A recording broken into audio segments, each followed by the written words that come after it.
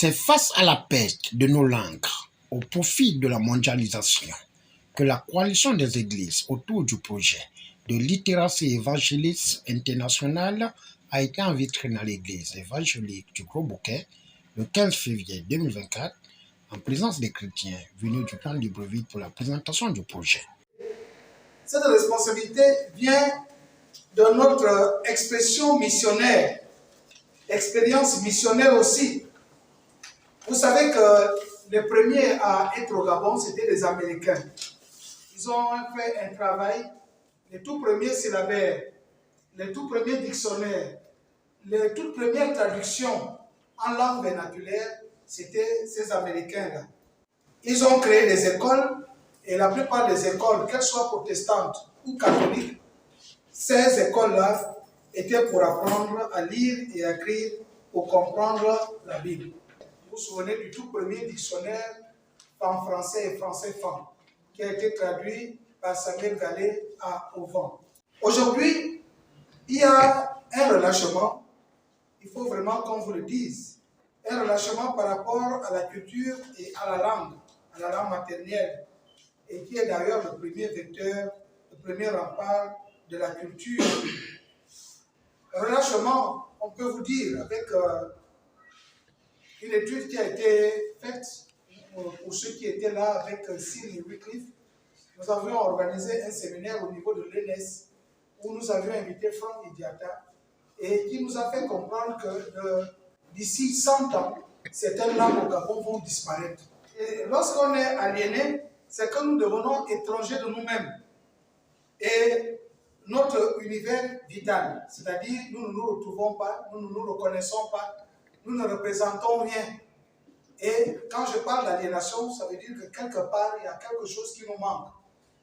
Je veux ici rappeler certaines organisations et associations qui disent que l'Église nous prive de notre culture, mais le premier vecteur, le premier facteur, l'élément aussi important de la culture, c'est d'abord la maîtrise de la langue. Et pour ces associations-là qui prétendent défendre la culture, mais qui oublient leur langue, ça veut dire aussi que leur mission tombe un peu à côté.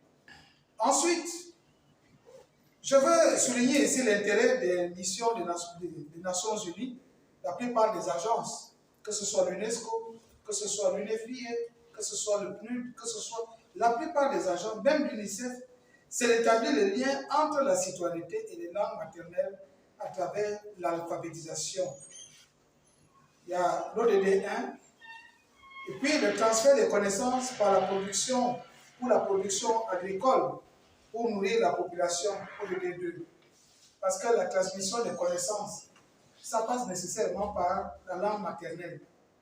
Je vais parler encore du taux tellement élevé au niveau des femmes.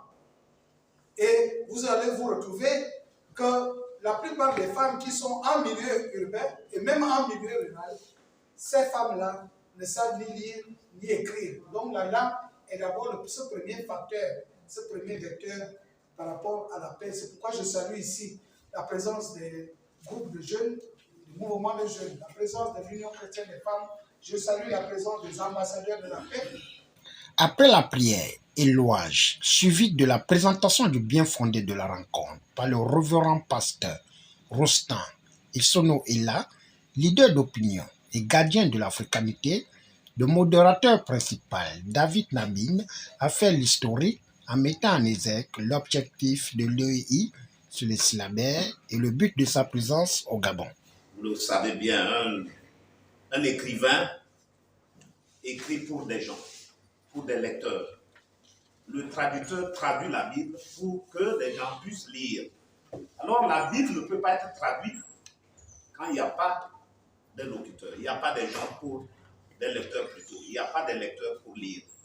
Alors il faut un accompagnement des traducteurs et c'est ce que la mission de LEI fait.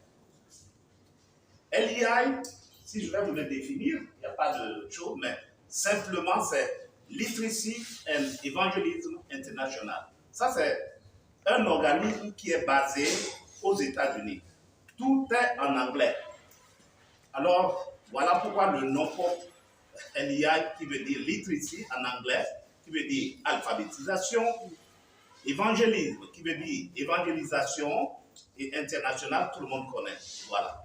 Alors, nous pouvons aussi l'amener en français qui est AEI, qui veut dire alphabétisation, évangélisation internationale.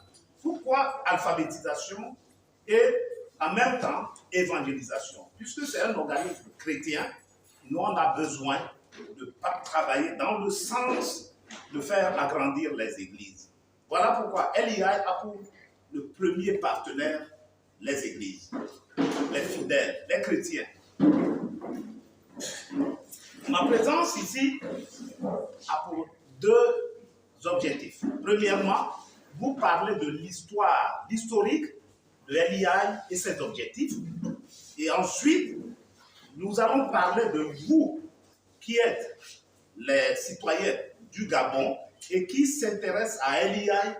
Quelle est votre responsabilité? Que devez-vous faire pour que cette institution puisse s'installer dans votre pays?